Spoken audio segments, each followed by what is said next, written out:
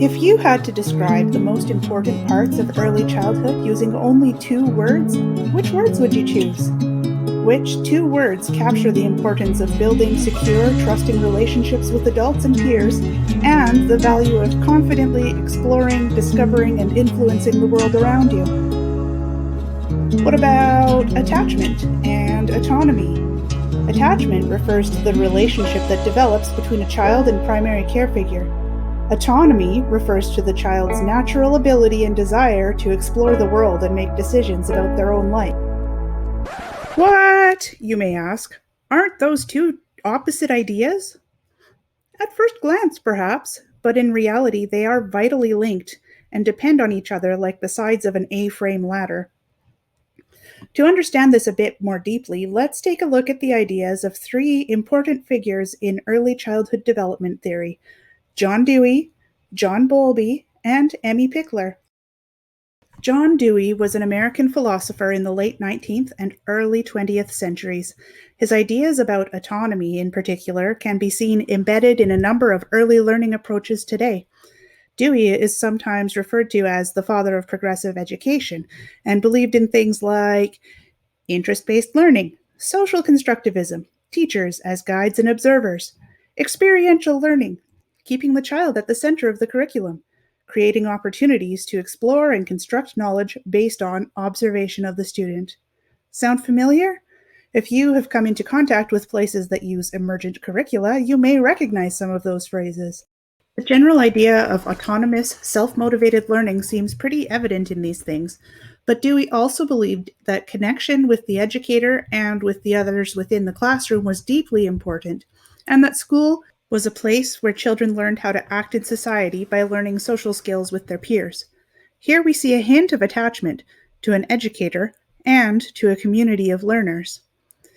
The North American version of Montessori schools display evidence of Dewey's views on experiential child-led learning, and the responsive classroom model, aimed at early elementary and older, shows strong evidence of his ideas around community, belonging, and autonomy. Let's take a look at John Bowlby now. Bowlby was a British psychologist whose initial work was interrupted by World War II. After the war, he resumed his work and carefully studied the relationship between mothers and children and the resulting personalities and behaviors of children as they grew older. Bowlby's name might sound familiar to anyone who has studied trauma-informed care, developmentally appropriate behavior guidance, or early brain development. With his colleague, Mary Ainsworth, he developed and carefully studied attachment theory.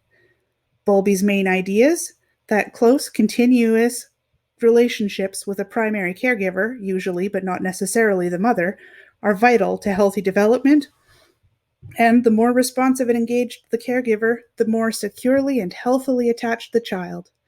I bet that sounds familiar too. In his later work, Bowlby came up with the idea of the attachment figure as a secure base from which a child can confidently explore the world and return safely back whenever needed. This idea is the basis of the circle of security model, which helps visualize how secure attachment actually supports healthy and increasing autonomy. So now we've thought about autonomy and its role in children's learning and development, and we have seen that attachment is an essential part of early development that creates a supportive base from which to develop autonomy. Emmi Pikler, a Hungarian pediatrician who was asked to run an orphanage in Budapest after World War II, can further show us the connection between attachment and autonomy. In those days, children raised in institutions generally had very poor long-term outcomes, but the children who spent their first 3 years of life at Loxie, Pikler's institution, had similar long-term outcomes to children who were raised in families. That sounds amazing, doesn't it? How'd she do it? Pikler ran Loxie with 3 main goals: to ensure infants and young children were cared for in a way that encouraged optimal development and attachment relationships, to test the principles she had been using with her patient families in a more controlled environment, and evaluate whether it was possible to have positive outcomes for children raised in an institution, and to systematically study the natural progression of children's motor development in the first 3 years of life.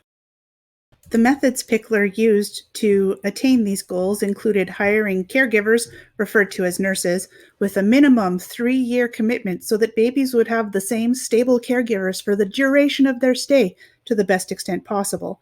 This is called continuity of care.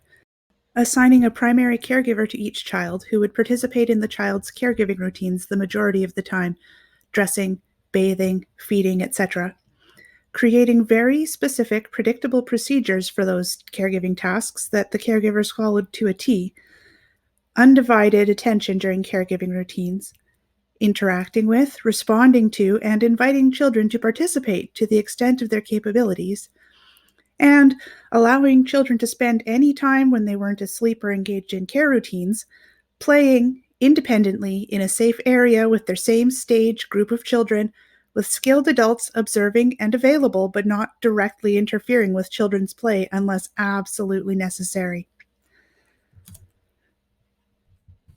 Pikler's ideas are not widely known outside of pockets of Europe, though her friend and mentee, Magda Gerber, adapted her ideas to fit a new context after immigrating to the United States. Gerber founded Resources for Infant Educators, or RIE, based largely on what she had learned from Pikler, and the strong threads of attachment and autonomy are woven through the philosophy of programs that say that they're Pikler-inspired or RIE-inspired as a result. In fact, Helen May, one of the authors of New Zealand's curriculum framework, made sure to include concepts like primary caregiving and continuity of care into that document. Flight, Alberta's own framework, references New Zealand's and carries some of Pikler's values within sections on image of the child, role of the educator, responsive environments, and transitions and continuities. Pikler and her team of nurses soon realized that not only did children's ability and desire to play contentedly depend on the attachment relationship with the nurse being fulfilled, but the nurse's ability to provide that undivided attention and responsive interaction with their charges depended on the other children's ability to play contentedly nearby without needing her direct attention. Here you can see fully how the two sides of that ladder hold each other up. Attachment and autonomy, each strong and valuable on their own, become a sound base when they are mutually supported. Despite coming from very different contexts, John Dewey, John Bowlby, and Emmi Pikler developed important theories around attachment and autonomy that can seem to be confirmed by each other's work and can be found embedded in early childhood education to this day.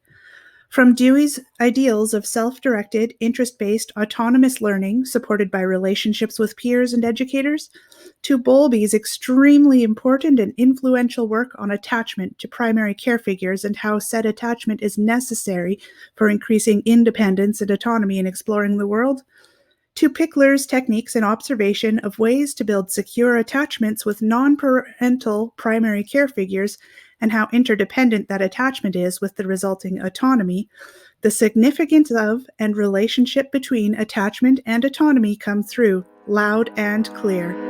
Echoes of the philosophies of each of these three major figures appear in countless approaches, including Alberta's own early learning curriculum framework, Flight. So, if you were again asked to give 2 words that describe early learning, would attachment or autonomy make your list? They're certainly at the very top of mine.